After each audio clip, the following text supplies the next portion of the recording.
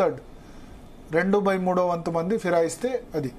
ఇప్పుడు 2/3 వంతు అంటే ఇక్కడ 39 మంది గెలిచారు కదా టీఆర్ఎస్ నుంచి. ఎంతమంది రావాలి? 26 మంది రావాలి. కానీ 10 మంది వచ్చారు, అక్కడ ఆగిపోయింది. ఇంకా 16 మంది జాయిన్ కావాలి. అది పాసిబుల్ అయ్యేటట్టు కనిపించట్లేదు. ఎందుకంటే ఎమ్మెల్యేస్ సరే అప్పట్లో ఎంత టాక్ వినిపించినా అది వినిపించినా ఎమ్మెల్యే అనేవాడు పోతే మనకేం లాభం,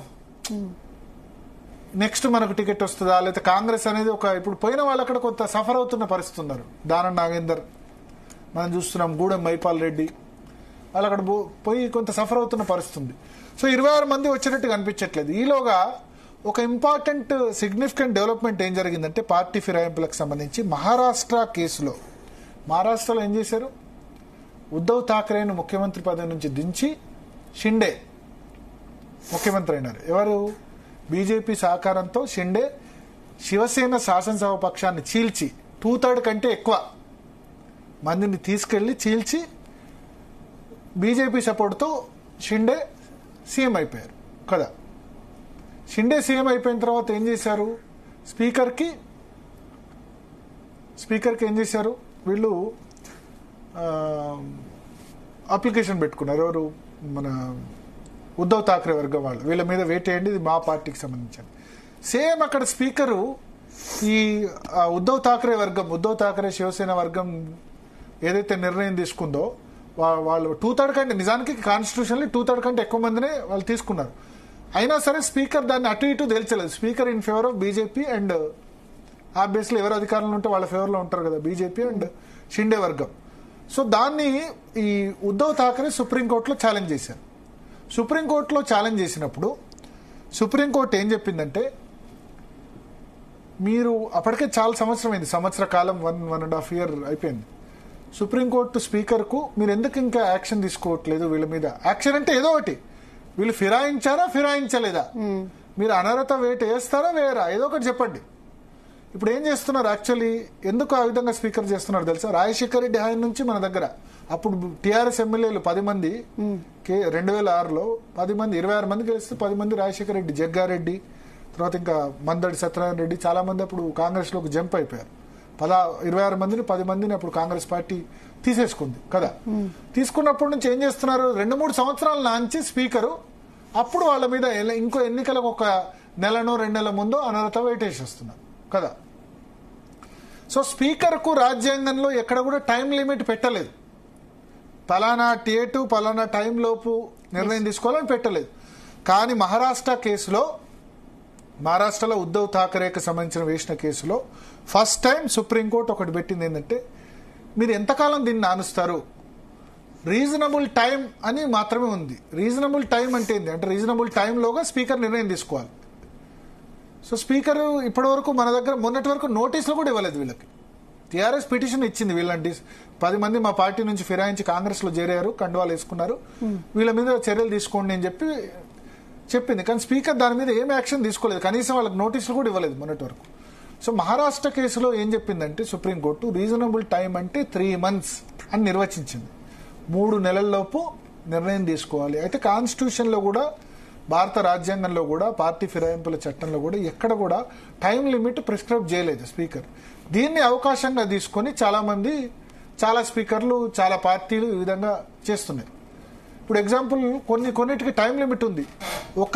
ఒక వ్యక్తి 2 చోట్ల గెలిస్తే, అంటే ఎంపీగా, ఎమ్మెల్యేగా, లేకపోతే ఎంపీగా 2 చోట్ల గెలిస్తే 2వ చోట 14 రోజుల్లోపు రాజీనామా చేయాలి, లేకపోతే ఆ 2 సభ్యత్వాలు కూడా పోతాయి. ఇప్పుడు రాహుల్ గాంధీ వయనాడ్ నుంచి గెలిచారు ఉత్తరప్రదేశ్లో, ఆమెది కాకుండా రాయ్బరేలీ నుంచి గెలిచారు. రాయ్బరేలీ, వయనాడ్.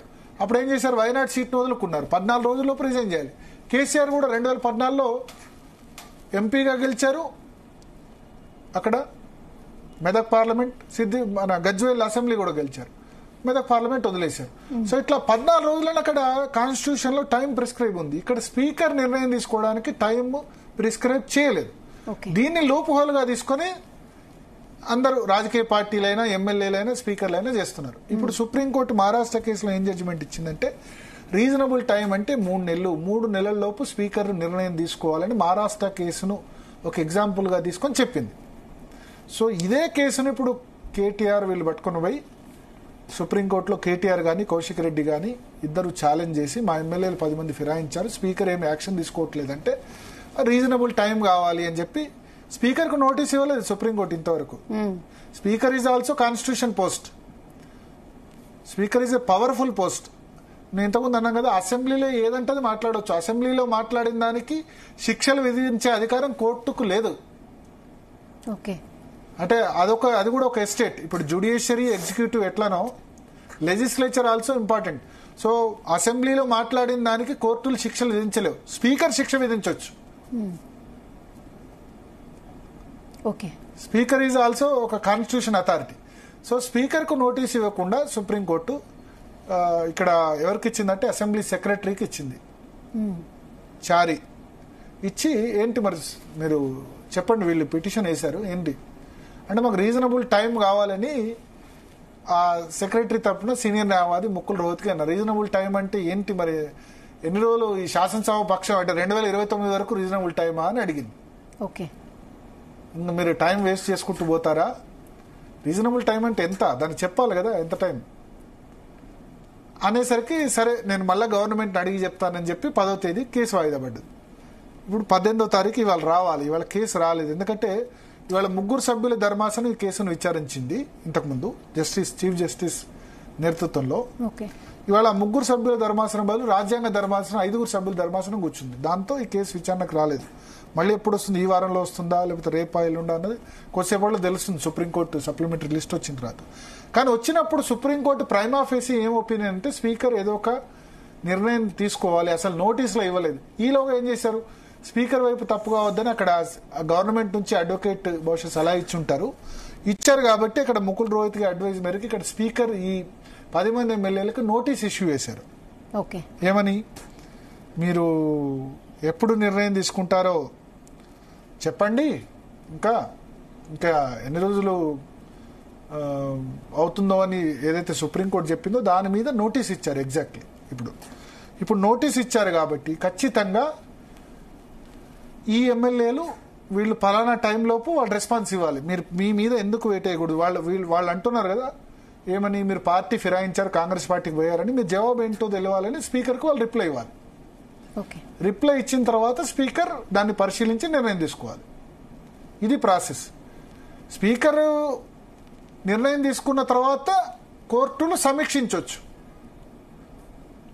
కోర్టుకు ఏం అధికారం ఉందంటే స్పీకర్ నిర్ణయం తీసుకున్న తర్వాతే ఆయన అనర్హుడా కాదా అని చెప్పే అధికారం ఉంది తప్ప కోర్టు నిర్ణయం తీసుకోకముందే స్పీకర్ నిర్ణయం తీసుకోకముందే కోర్టు వచ్చి ఈయన అనర్హుడు అని చెప్పడానికి వీల్లేదు.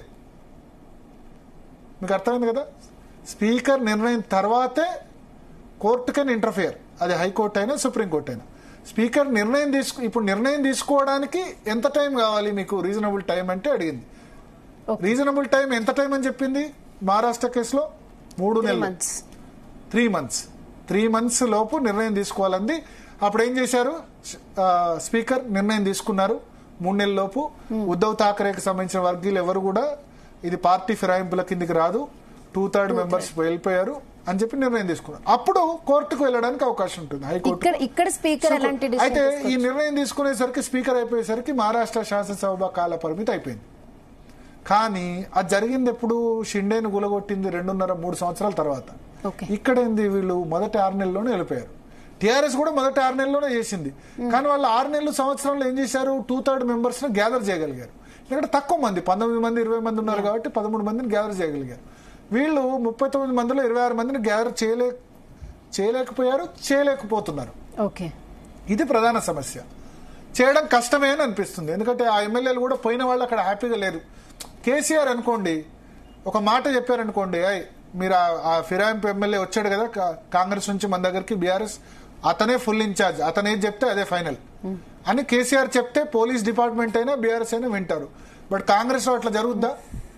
గూడెం మైపాల్ రెడ్డి పోయినాడు పటాన్చెర్లో, కాటా శ్రీనివాస్ గౌడ్, నీలం మధు వాళ్ళు ఊరుకుంటారా? ధర్నాలు చేస్తున్నారు కదా. గద్వాల్లో బండ్ల కుషమోహన్ రెడ్డి జంప్ అయిపోయినాడు. అక్కడ సరితా తిరుపతి వాళ్ళు బాగా ఇబ్బందులు పెడుతున్నారు కదా. సో అక్కడ పోయిన వాళ్ళని సఫ్కోట్ ఫీల్ అవుతున్నారు. అది ప్రాంతీయ పార్టీలో సాధ్యం. కాంగ్రెస్ పార్టీ లాంటి జాతీయ పార్టీలు ఎవరు చెప్పింది ఎవరు వింటారు? జగిత్యాల జీవన్ రెడ్డి ఎంత సంజయ్ గురించి ఎంత లొలి చేశాడు, పంచాయతీ చేశాడు, చూస్తున్నారు కదా, ఇప్పటికీ పంచాయతీ అవుతుంది కదా. సో పోయిన వాళ్ళు హ్యాపీగా లేరు కాబట్టి ఇక కొత్తగా పోయే వాళ్ళు కష్టం. ఇంకా 16 మంది, ఆ 10 మందే పోయి ఏడుస్తున్నారు. వాళ్ళదే ఇప్పుడు కోర్టులో కేసు ఉంది, మళ్ళీ బై ఎలక్షన్స్ వస్తాయేమో. అయితే ఇక్కడ కొంచెం బీఆర్ఎస్కి అడ్వాంటేజ్ ఏంటంటే ఇంకా 4 సంవత్సరాల సమయం ఉంది కదా. ఇప్పుడు సుప్రీంకోర్టు ఇప్పుడు స్పీకర్ నోటీసులు ఇచ్చారు. ఆ నోటీసులకు బహుశా 3 నెలలలోపు రీజన్ టైం అంటే 3 నెలలలోపు వీళ్ళు వివరణ ఇవ్వాలి. ఇచ్చిన తర్వాత స్పీకర్ పలానా టైం ఫ్రేమ్లో నిర్ణయం తీసుకోవాలి. నిర్ణయం ఏం చెప్తారు స్పీకర్? జనరల్గానే వాళ్ళు పార్టీ ఫిరాయింపులు చేయలేదు, వాళ్ళు బీఆర్ఎస్ లోనే ఉన్నారని చెప్తారు. ఇప్పుడు అదే ఉంటుంది కదా గవర్నమెంట్. అరికపూడి గాంధీ ఫిరాయిస్తే అతనికి పబ్లిక్ అకౌంట్స్ కమిటీ చైర్మన్ ఇచ్చారు, హరీష్ రావుకి ఇవ్వాల్సింది. హరీష్ రావుకి ఇవ్వకుండా అరికపూడి గాంధీకి పిఎస్సి చైర్మన్ ఇచ్చారు. ఏం చెప్తున్నారు లెజిస్లేటివ్ అఫైర్స్ శ్రీధర్ బాబు, ఆయన మా పార్టీ కాదు బీఆర్ఎస్ పార్టీ, ఎక్కడ ఆయన పార్టీలోకి ఎక్కడ ఫిరాయించారు అంటారు. సో బహుశా మనం స్పీకర్ నుంచి కూడా ఏం ఎక్స్పెక్ట్ చేయొచ్చు, వాళ్ళు కాంగ్రెస్ ఏం కాదు, వాళ్ళు బీఆర్ఎస్ అని జడ్జిమెంట్ ఇస్తారు. అయితే స్పీకర్ వాళ్ళ మీద అనర్హత వేటేస్తారని నేను అనుకోను. ఒకవేళ వేస్తే గనక లాస్ట్ ఇంకా ఎలక్షన్స్ కు 2 నెలలో 3 నెలల ముందో సేమ్ గతంలో ఇప్పుడు టీఆర్ఎస్ వాళ్ళు శుద్ధులు చెప్తున్నారు కదా. సురేష్ రెడ్డి అప్పుడు సురేష్ రెడ్డి సేమ్ ఇదే చేశారు. 2-3 సంవత్సరాలు చేసి 2 నెలల ముందు ఆయన వీళ్ళ మీద అనర్హత వేటేశారు. బీఆర్ఎస్ నుంచి పోయిన 10 మంది మీద 2 నెలల ముందు అంటే ఇక బై ఎలక్షన్ ఉండదు కదా. ఆ సురేష్ రెడ్డి ఇప్పుడు బీఆర్ఎస్ పార్టీలో ఉన్నాడు. ఇక్కడ 4 years టైం ఉంది. ఇప్పుడు కోర్టు దగ్గరికి వెళ్ళారు.